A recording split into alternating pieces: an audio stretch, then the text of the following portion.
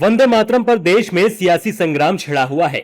एक तरफ बीजेपी कांग्रेस पर राष्ट्रगीत का अपमान करने का आरोप लगा रही है, तो दूसरी तरफ कांग्रेस सिर्फ इस गीत के 2 छंद गाने के अपने रुख पर कायम है। बीजेपी और कांग्रेस के बीच जारी इस सियासी टकराव में अब बसपा सुप्रीमो मायावती ने भी मोर्चा खोल दिया है। मायावती ने एक्स पर पोस्ट कर साफ कहा कि वंदे मातरम को पूरा गाया जाए, सिर्फ 2 छंद गाए जाएं या फिर गाया जाए या नहीं। इस मुद्दे पर जिस तरह की देश में राजनीति हो रही है वो ठीक नहीं है। देश में वंदे मातरम गायन को पूरा गाना है या शुरू के 2 छंद गाना है या नहीं गाना है, इसको लेकर जो इस समय देश में राजनीति चल रही है ये ठीक नहीं है।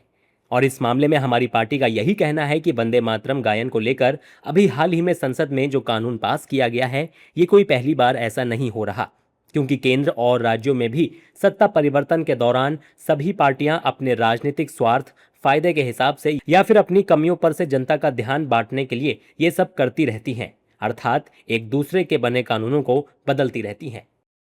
मायावती के इस बयान को बीजेपी, कांग्रेस और समाजवादी पार्टी तीनों पर निशाना माना जा रहा है। मायावती का इशारा साफ है, सियासत मुद्दों पर कम और राजनीतिक फायदे पर ज्यादा हो रही है। बसपा सुप्रीमो ने इसके साथ ही देश के असली मुद्दों की तरफ भी ध्यान खींचा। इस समय देश और जनहित के मुद्दों पर खासकर बेरोजगार युवाओं व छात्र छात्राओं, जेन जी व स्कूली बच्चे बच्चियों की जेन अल्फा एवं इस समय देश के कुछ भागों में भयंकर आई बाढ़ से हो रही जान माल की हानि आदि के अनेकों और भी अति महत्वपूर्ण मुद्दों पर केंद्र व सभी राज्य सरकारों को तथा साथ ही सभी राजनीतिक पार्टियों को भी सही से समुचित ध्यान देना चाहिए। यही वर्तमान में देश व जनहित में समय की सबसे जरूरी मांग भी है। मायावती के इस ट्वीट ने वंदे मातरम विवाद को एक नया राजनीतिक एंगल दे दिया है, क्योंकि जहां बीजेपी और कांग्रेस इस मुद्दे पर आमने सामने हैं, वहीं सपा भी इस पूरे राजनीतिक विवाद का हिस्सा रही है। ऐसे में मायावती ने खुद को इस लड़ाई से अलग रखते हुए तीनों दलों की सियासी रणनीति पर सवाल खड़े कर दिए हैं।